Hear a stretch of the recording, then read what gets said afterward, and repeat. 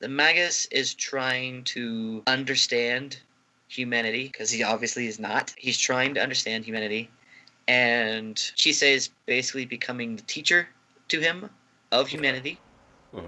So we have caught up to, at this point, where the little 3-episode excerpt before the whole season started has now happened. Alright. The next show we're going to be talking about is The Ancient Magus Bride, or Mahotsukai no Yome. I mean, it's... at this point, we're pretty much still continuing from where we left off. Things are still slowly degrading with the main character. You get to know a little, and I do mean a little bit more, about the main character, or the Magus. But for the most part, I mean, we're still just following along with Chise and trying to learn how she's not going to die from the fact that she is what she is. Yeah. Basically. So, and from there, I mean, we're still meeting characters, seeing things. At this point, I believe she's now even gone into the fairy world. Okay. Because there was an incident where she overused herself, and it was quite critical of her health. So the only place that she could go to was the fairy world, because time reacts differently there, and she can heal appropriately. Okay. And they did have a healer there who was actually somewhat human, so understood the human physiology, but also understood her situation. So it was probably the best person to be able to try to get her back up to where she needed to be at. Okay. So that happened. Basically, I kind of feel like the story and the way it goes almost feels like, to me, kind of like the way Natsume did. Okay. Because it's very much a slice of life, but we have, these little incidents that occur along the way, and they just kind of all coalesce in between each other. And it's just a matter of just all these characters that she kind of comes across, all these magical entities and beings. And I guess, and somewhere along the way, we're just kind of seeing the Magus is trying to understand humanity, because he obviously is not. He's trying to understand humanity, and Chise is basically becoming the teacher to him of humanity. So we have caught up to, at this point, where the little 3-episode excerpt before the whole season started has now happened. Okay. And I think in one of the episodes it did kind of do a flashback of that and just go, okay, this happened. Now you know. Okay. So now you know, like, all right, this is where that happened. Now we're all cut up. Now we can continue. But yeah, no, the story itself, I'm, always captivated and interested to see what happens next.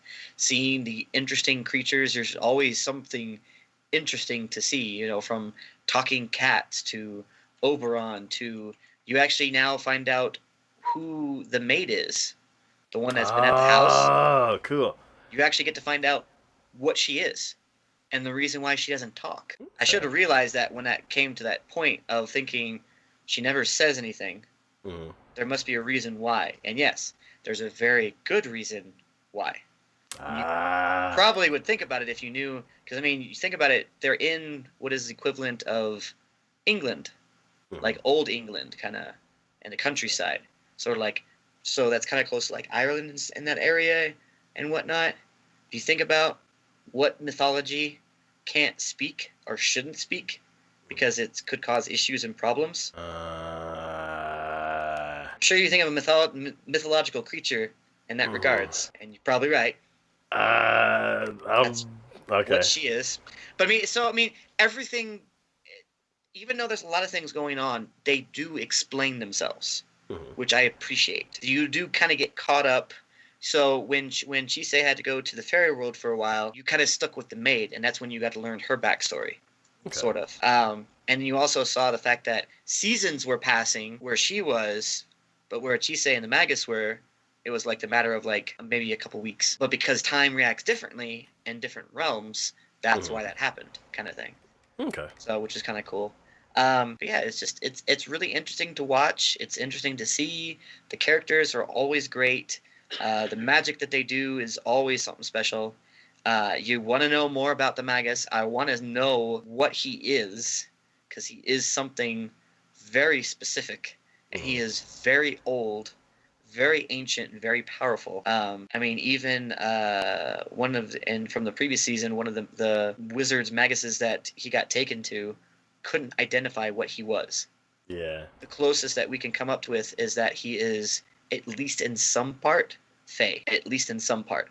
But even the Fae don't even know who he is exactly, or what he is. Okay. So, and it was interesting because at one point Titania actually asks him, why don't you stay here? Why don't you stay in this realm? When he was there in their realm, he's like, why don't you stay here? Because it would benefit her, it would benefit you. I see no reason, and of course Puck was over there being aghast about the fact that she was inviting potentially a human and him into their realm.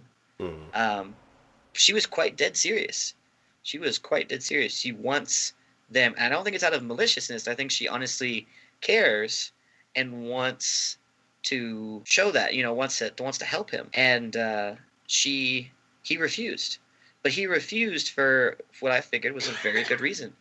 And to him, he's like, all of you either are aghast by me or you pity me. He's like, humans have been the only ones who they do show some fear for me, but they've also accepted me. And they're the only ones who have. And I wish to understand that more. I wish to be able to get that more. And he's like, I can't do that here. I have to be over there in order to do that.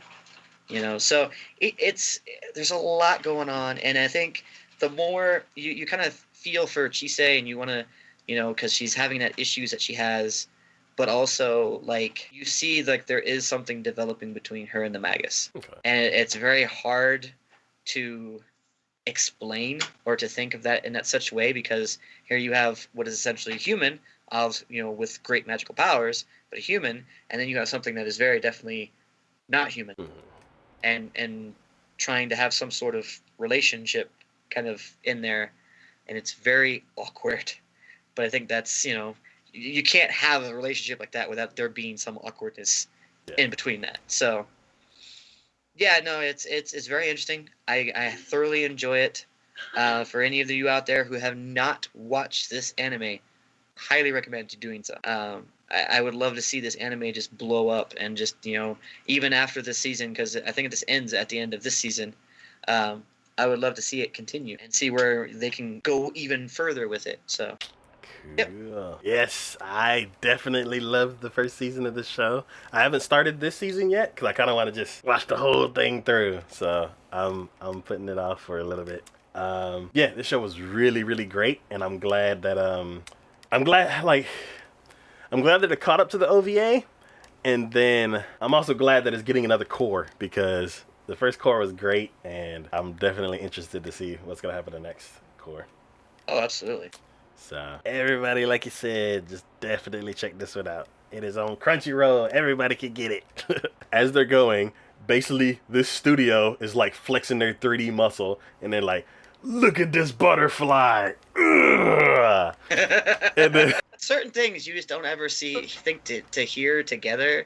Yeah. And Jedi Power Bath Lady is just not one of those things you'd ever